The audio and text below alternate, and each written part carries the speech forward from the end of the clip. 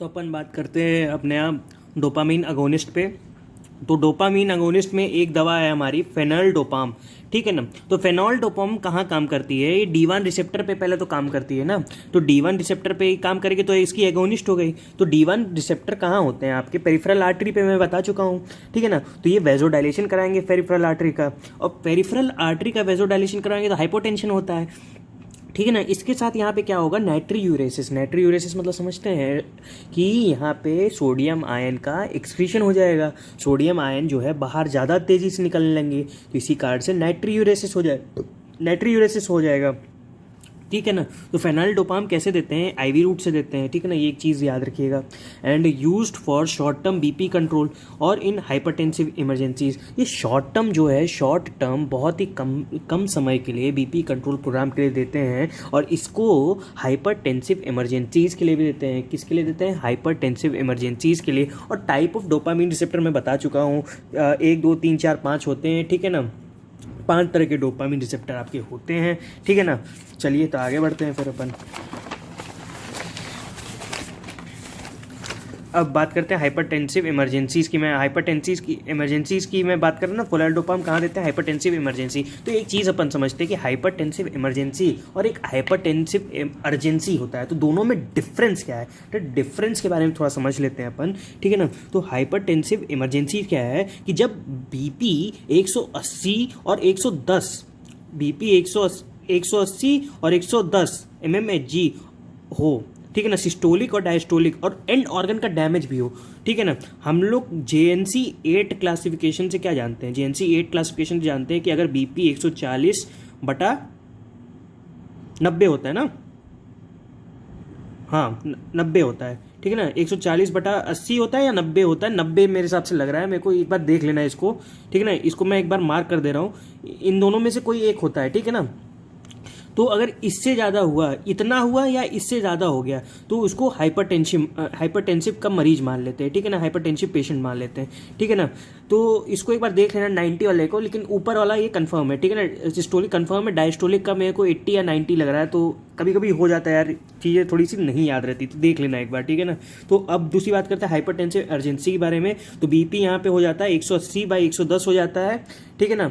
ये सिस्टोलिक, ये डायस्टोलिक। लेकिन यहाँ पे क्या होगा? एंड ऑर्गन का जो डैमेज है वो नहीं होता है। यहाँ पे एंड ऑर्गन डैमेज होता है और यहाँ पे नो एंड ऑर्गन डैमेज होता है।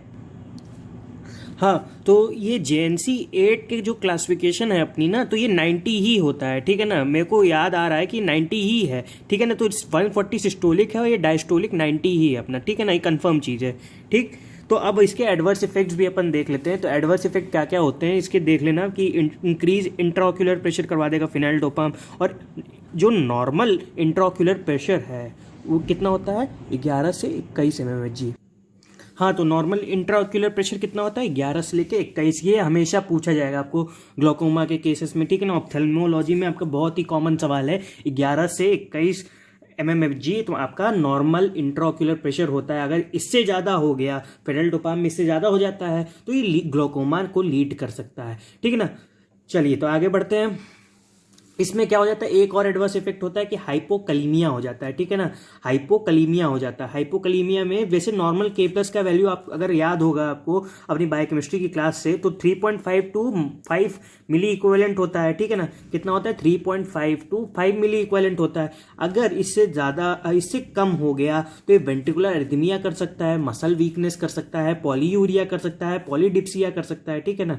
तो पॉलीयूरिया, पॉलीडिप्सिया, मस्कुलर वीकनेस और वेंट्रिकुलर एरिथमिया, ये सब किसके कैरेक्टरिस्टिक फीचर है? हाइपोकैलिमिया के। ठीक है ना, हाइपोकैलिमिया के कैरेक्टरिस्टिक फीचर है। तो अगर आपको कोई, ठीक है ना, तो ये फेनोल्डोपाम कोई खा रहा है तो उसको वेंट्रिकुलर एरिथमिया भी हो सकता है, मस्कुलर वीकनेस भी हो सकती है, पॉलीयूरिया भी हो सकता है और पॉलीडिप्सिया भी हो सकता है। ठीक है ना। तो आगे बात करते हैं अपन drugs increasing dopamine level of synapse. तो साइनेप्स से वेसिकुलर रिलीज होता है। तो वेसिकुलर रिलीज के लिए आपको मैंने दवाई बताई थी एमेंटाडीन। तो एमेंटाडीन क्या होता है? एक एंटीवायरल ड्रग होता है। तो इसको इन्फ्लुएंजा A वायरस के लिए देते हैं। इन्फ्लुएंजा ए वायरस के लिए देते हैं, ठीक है ना। तो ये इंक्रीज सिनेप्टिक डोपामीन लेवल करवा देता है, इंक्रीज प्री सिनेप्टिक रिलीज, ये वेसाइकल से प्री सिनेप्टिक रिलीज करवा देता है, ठीक है ना। और इसकी रीअपटेक जो है, इसकी रीअपटेक भी थोड़ी कम करवा देता है। तो यहाँ पे लिखा है डिक्रीज इज रीअपटेक। और ये क्या करता है, एंटी कोलिनर्जिक एक्टिविटी दिखाता है। क्या कर दिखाता है, एंटी कोलिनर्जिक और एंटी ग्लूटामिनर्जिक एक्टिविटी दिखाता है। एंटी कोलिनर्जिक एक्टिविटी दिखाता है और क्या दिखाता है, anti ग्लूटामिनर्जिक activity.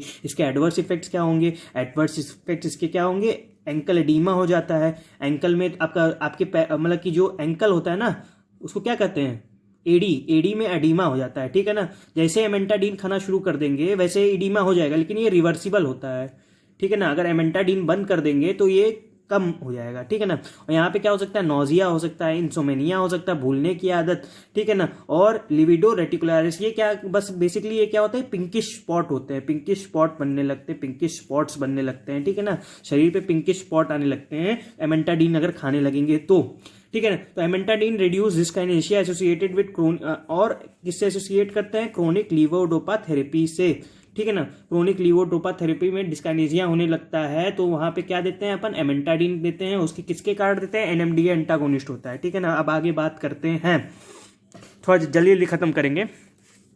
Drugs inhibiting brain cholinergic transmission, brain cholinergic transmission को इनिबिट करना है। कोलिनर्जिक मतलब एसिटाइल कोलिन का लेवल अगर हमको कम करना है, क्योंकि डोपामीन ऑलरेडी कम था, ठीक है ना। तो एसिटाइल कोलिन उसके कंपैरिजन बढ़ गया था, तो हमको अब क्या करना है, वही एसिटाइल कोलिन को कम लाना है। तो ठीक है ना, दो तरह की दवाई होती थी, मैंने बताई थी आपको, एंटी कोलिनर्जिक ड्रग देते हैं या क्या देंगे, आपका एंटीस्टामिनिक ड्रग। एंटीस्टामिनिक ड्रग में कौन सी देंगे, प्रोमेथाजीन। प्रोमेथाजीन कौन सी होती है, फर्स्ट जनरेशन एंटीहिस्टामिनिक, ठीक है ना। तो इस तरह से याद करना, ठीक है ना। तो अब देखते आगे कि drugs decreasing acetyl choline are drugs which inhibit brain cholinergic transmission, ठीक है ना। सिंपल सी बात है, cholinergic neurotransmitter is acetyl choline, ठीक है ना। ये मैं बता चुका हूं, कोलिनर्जिक न्यूरोट्रांसमीटर क्या है, एसिटाइल कोलिन। और ड्रग्स जो इसको डिक्रीज करे वो कोलिनर्जिक ब्रेन ट्रांसमिशन को भी डिक्रीज करेंगी। तो सेंट्रल एंटी कोलिनर्जिक ड्रग मैं बता देता हूं कौन कौन सी होती हैं, ठीक है ना। तो बेंजेक्सोल होती है, प्रोसाइक्लिडीन होती है, बेंजट्रोपिन होती है, और फिनाड्रीन होती है, बाइपेरिडीन होती है।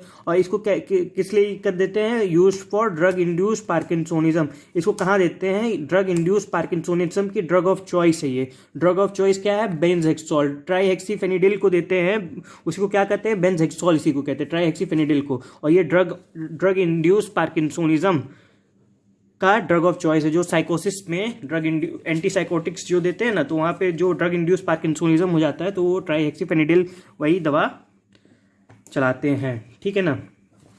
आगे बढ़ते हैं, ड्रग इंड्यूस पार्किंसोनिज्म से आगे बढ़ते हैं। Drugs which cause drug induce parkinsonism, antipsychotics में बता चुका हूँ, और एंटीमेटिक्स भी कर देते हैं, मेटाक्लोप्रोमाइड जो करते थे। हाँ, तो एक बात बताओ, जो नोजिया वॉमिटिंग के लिए जो लीवोडोपा कार्ड होता था वहाँ पे कौन सी देते थे, टॉमपेरिडोन देते थे। और मैंने आपको बताया था मेटोक्लोप्रोमाइड नहीं देंगे, ठीक है ना। अब मेटोक्लोप्रोमाइड क्यों नहीं देते हैं, क्योंकि ये D2 रिसेप्टर ब्लॉक कर देता है, ये चीज़ याद रखना। वहाँ आगे आप गैस्ट्रिक में अच्छे से पढ़ोगे इस चीज़ को, ठीक है ना। आगे बढ़ते हैं, फर्स्ट जनरेशन एंटीहिस्टामिनिक मैं बता चुका हूँ आपको होती हैं, और इनकी क्या प्रॉपर्टी होती है, एंटी मस्करैनिक प्रॉपर्टी होती है। तो उसमें कौन कौन सी आती है, एक दवाई मैं बता चुका हूँ प्रोमेथाजीन, और दूसरी दवाई देख लो डाइफेनहाइड्रामाइन होती है। और ये क्या करते हैं, ड्रग इंड्यूस पार्किंसोनिज्म में देते हैं। इसमें कौन कौन सी होती है, ये have anticholinergic anti muscarinic effect, same चीज बता चुका है, ठीक है। एडवर्स इफेक्ट इसके देख लो, यूरिनरी रिटेंशन करवा देंगी, ब्लरिंग ऑफ विजन करा देंगी, ड्राई माउथ करवा देंगी, और कॉन्स्टिपेशन करवा देंगी, ठीक है ना। तो इतनी चीजें आपको याद रखनी है, ठीक है ना। अब मैं कुछ आपको चीजें बता देता हूं, ठीक है ना। थोड़ी सी नई चीजें आपको मैं बता देता हूं, क्या, अब मैं दिखाता हूं डोपामीन अगोनिस्ट, ठीक है ना। डोपामीन अगोनिस्ट दो तरह की होती है ना, ठीक। एक अर्गट डेरिवेटिव होती है, इसको लिख लेना अलग से, ठीक है ना। एक नॉन अर्गट डेरिवेटिव होती है।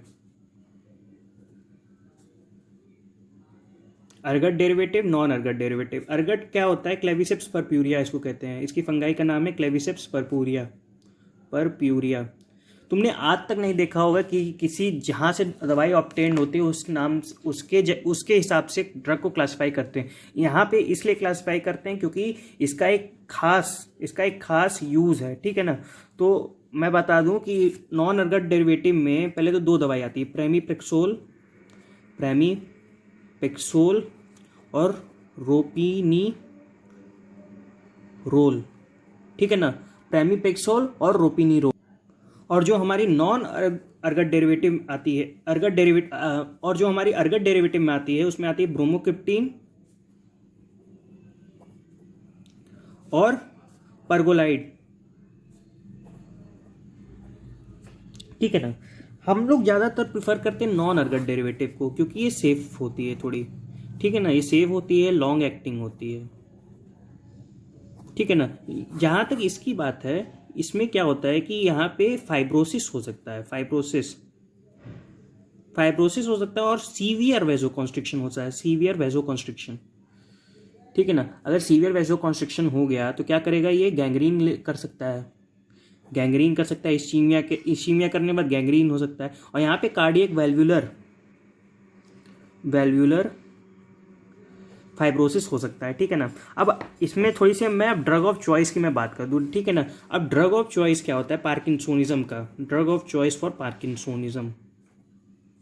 इतनी सारी दवाई पढ़ ली, ड्रग ऑफ चॉइस क्या है? इसमें ड्रग ऑफ चॉइस जो है आपकी हमेशा याद रखना, प्रामिपेक्सोल होती है, प्रामिपेक्सोल और रोपिनिरोल होती है।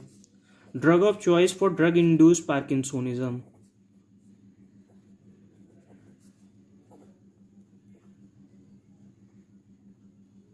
मैं बता चुका हूं, बेंजेक्सोल होती है, ट्राइक्सीफेनिडिल, हेक्सोल, बेंजेक्सोल। ठीक है ना, मैं बता चुका हूं। अब ड्रग ऑफ चॉइस छोड़ते हैं, पहले तो गोल्ड स्टैंडर्ड ट्रीटमेंट क्या होता है? गोल्ड स्टैंडर्ड ट्रीटमेंट, आपसे गोल्ड स्टैंडर्ड ट्रीटमेंट या मोस्ट पोटेंट ट्रीटमेंट पूछेंगे हमेशा पार्किंसोनिज्म का, तो याद करना लीवोडोपा प्लस कार्बिडोपा।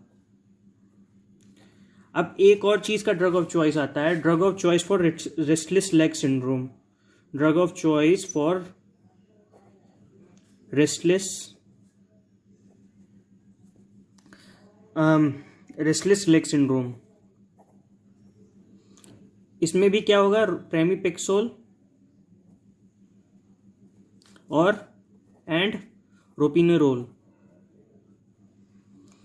ठीक है ना, अब मैं बात करता हूं इसकी क्या क्या एडवर्स इफेक्ट होते हैं प्रामिपेक्सोल के और रोपिनिरोल के। तो हाइपर सोमनालेंस होता है, हाइपर सोमनालेसेंस। इसमें क्या होती है, दिन में ज़्यादा नींद आती है, स्लीप ड्यूरिंग डे टाइम, दिन में नींद आने लगती है। और इसमें क्या होता है, इम्पल्स कंट्रोल डिसऑर्डर्स हो जाएंगे। इम्पल्स कंट्रोल डिसऑर्डर्स दो तरह के, जैसे तुम इम्पल्स अपनी, वो जो इंसान होगा ना अपनी इम्पल्सेस को कंट्रोल नहीं कर पाएगा, वो बहुत ज़्यादा शॉपिंग करने लगेगा, वो गैम्बलिंग करने लगेगा ना, तो ये होता है प्रामिपेक्सोल और रोपिनिरोल के बारे में। ठीक है ना, तो इसी के साथ आपका एंटी पार्किंसोनिज्म का ड्रग्स समाप्त होती हैं। तो बताओ कैसा लगा? ठीक है ना, कमेंट्स में लिखो यार, वीडियो लाइक करो या सब्सक्राइब करो। ठीक है ना, और बाकी आती रहेंगी, देखते रहना। चलो बाय।